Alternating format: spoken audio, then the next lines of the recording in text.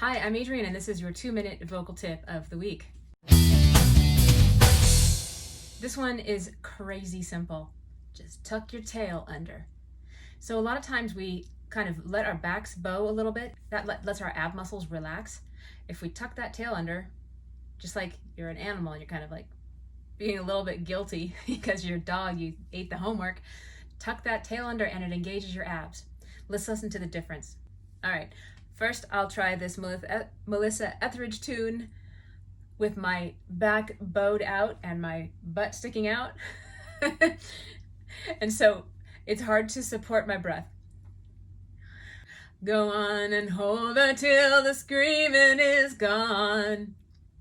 Go on, believe her when she tells you nothing's wrong. But I'm the only one who'll walk across the fire for you. Okay, so that's what that sounds like.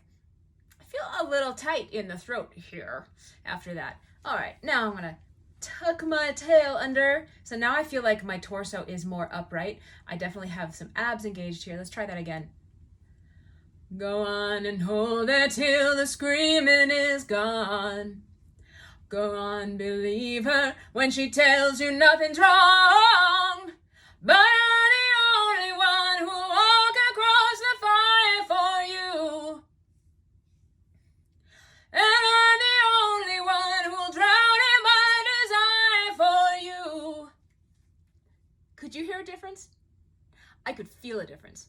And my voice felt richer. I don't know if it's going to come through on an iPhone video, but I definitely, my throat does not feel tight now after that, even though that was pretty loud and pretty belty.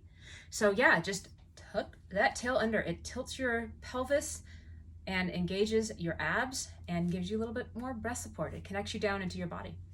There you go. If you like these 2-minute vocal tips, subscribe, like, and I'll see you around.